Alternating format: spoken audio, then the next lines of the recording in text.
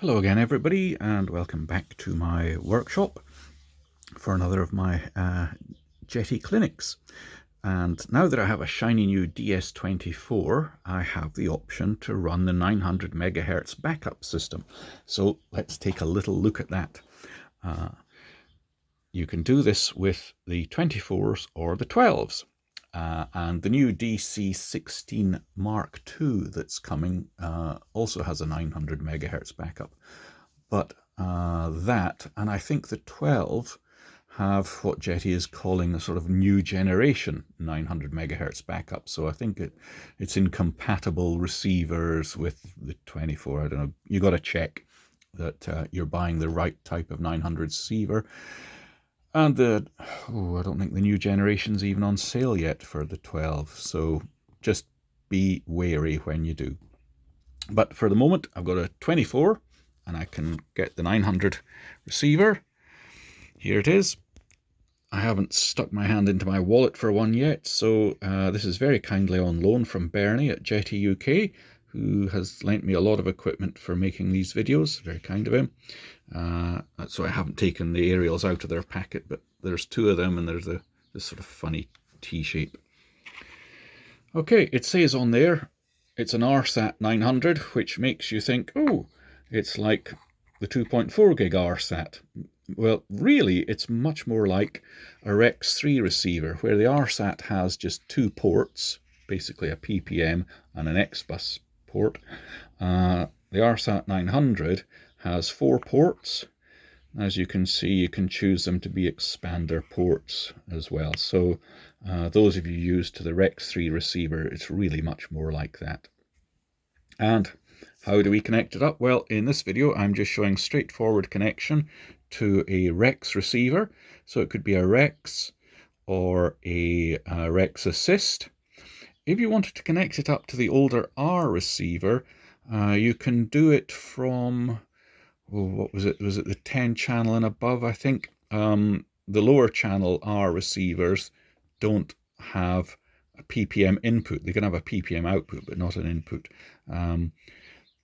But you can run it into the bigger one, but you'd probably be better off with running an RSAT 2.4 gig rather than a 900. Anyway, we'll look at what this is and a couple of lovely little tweaks you can do. Right, what are the settings? Well, the first thing you've done is put up your antenna values on the displayed telemetry. And as you can see, even with a double box, it's only showing the 2.4 gig one. Why is that? I know my RSAT is bound nicely. So let's just have a quick look. Go into your usual displayed telemetry. There we've got antenna, but look at this, add system. There's the antenna display. Try scrolling down one more. Antenna 900, that looks more like it.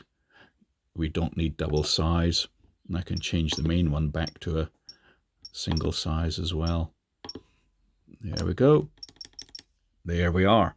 Now you've got a separate box for the antenna for the 900. It doesn't show a Q value, just the antenna values, but that will get you much of the way. Okie doke. How do we get our 900 working in the first place? You go into wireless modes trainer and you simply say enable the 900 megahertz backup, and then you go to pair it, put your little bind plug in, connect it up to the power, and off you go. Binds up just the usual way, same as anything. Okie doke. Now you need to get your 900 satellite talking to your Rex receiver, and that's just the usual way. Into there, into Device Explorer, look at your RSAT 900, alternative pin config.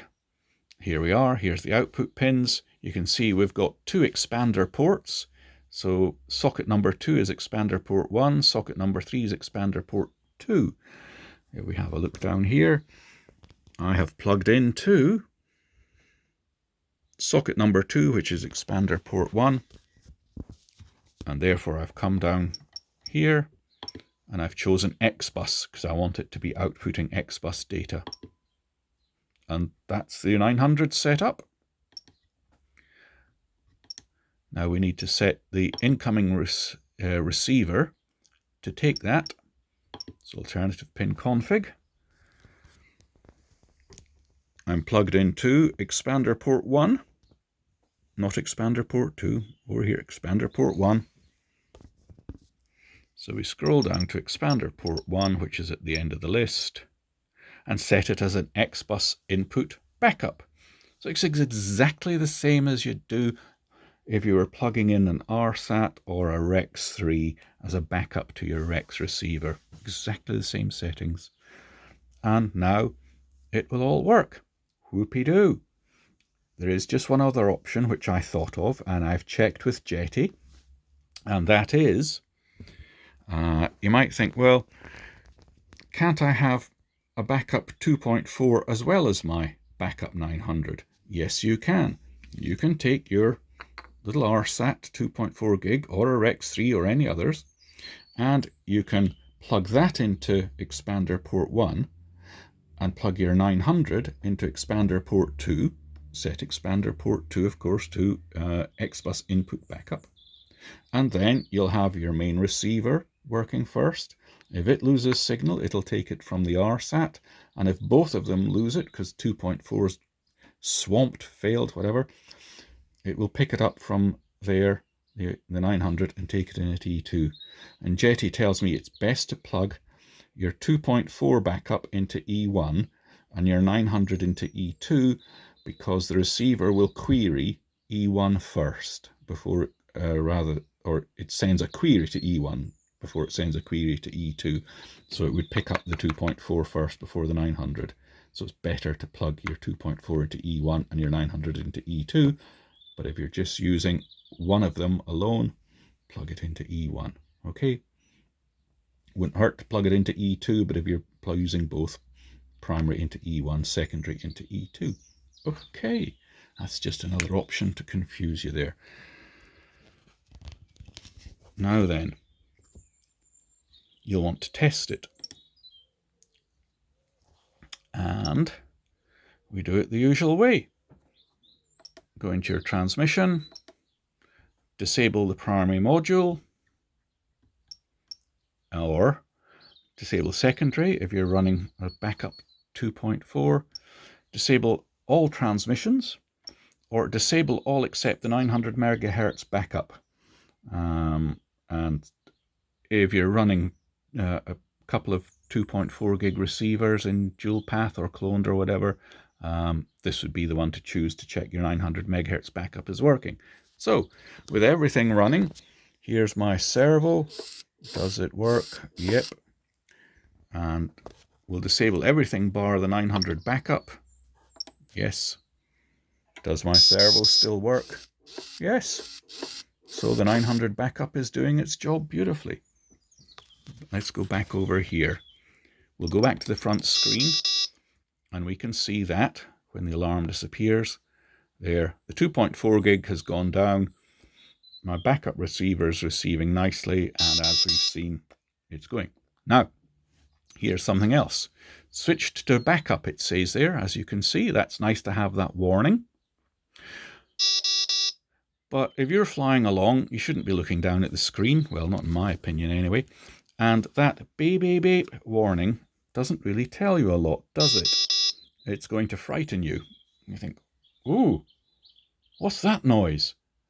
Have my batteries failed? Has my transmitter battery failed? Has the turbine flamed out? Has something caught fire?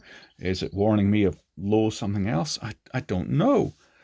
So it'd be far nicer if it actually told you what it is. Well, you can do that. Let's have a look.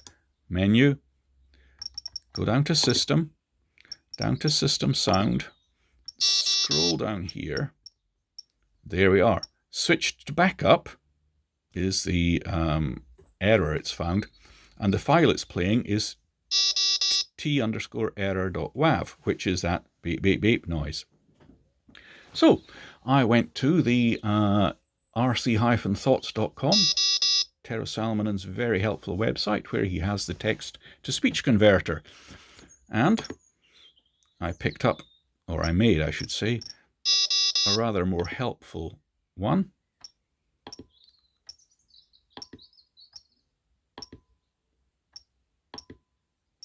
Which I'm having to scroll all the way back through the menu to get to, because I called it 900 backup is active.wav. Well, that's actually what it says. So let's pick that. Say OK there. And now the error message you get is 900 backup is active. Now, if you're flying along and you hear that, I think that tells you rather a lot more than beep, beep, beep. And at least you know what's going on. Okay. 900 backup is active. So that's useful. Right, let's switch it back on again. There we are. Okay. Now, just a further thought. Why do you want a 900 megahertz backup? Although actually in Europe it's in the high 800s, it's not 900. I think it's 900 in the USA. Different countries, slightly different bands are available for use. But let's not quibble, let's call it 900 here in Europe. What's the reality of actually losing your 2.4 gig signal altogether, especially if you're running double path? Where I fly in Britain, it's nice countryside locations. It's not covered by Wi-Fi's or industrial Wi-Fi's. I expect the sort of background noise floor on 2.4 gig is very low, if not dead. Model clubs, well, you're lucky, to be honest, now in Britain, if you get a model club of 100 members, of whom at any one time as much as 5 or 6 people turn up. Often there's just 1 or 2 of you. And so when you're flying, there's only your transmitter or 2 or 3 or 4 transmitters turned on. Background noise on 2.4 virtually non-existent. Although I have to say that I do notice dips in the queue in the telemetry logs when other people are flying alongside me, compared to almost flatlining at 100% if I'm flying on my own. Not an issue, because remember, the telemetry data coming back is on a weaker signal, so you'd expect it to be more easily knocked out. Doesn't mean that necessarily your outgoing transmission to the receiver is getting knocked out. So in reality, am I ever going to lose 2.4 gig connection? Where I fly in the UK, very likely not.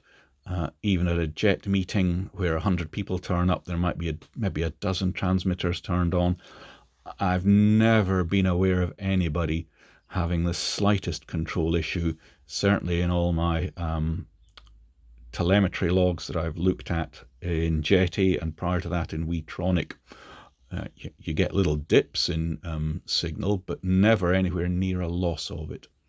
However, I read on the internet forums of clubs, particularly in the likes of the USA, where they're flying in parks deep inside huge cities, smothered in industrial strength Wi-Fi's and telephone beams, where you might even have 100 people turn up to fly on a day, which is quite gobsmacking, say, to me, who comes from a club where I count myself lucky if there's 3 other people turned up.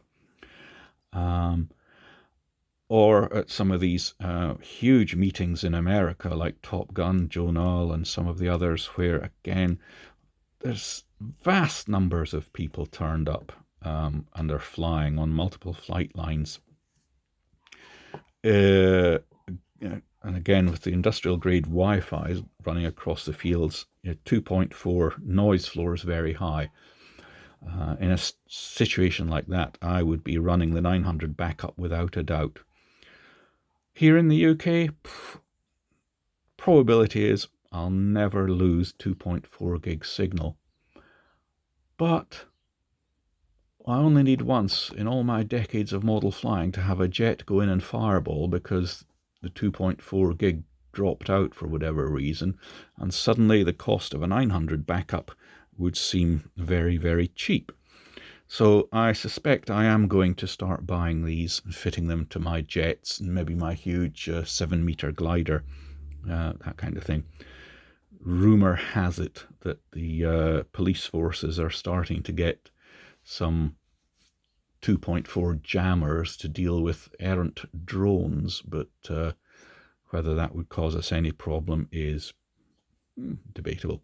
Still, it's a nice little insurance policy. So there you go, some thoughts on the 900 and how to get it working. And I shall return with doing a 900 with an assist into your central box.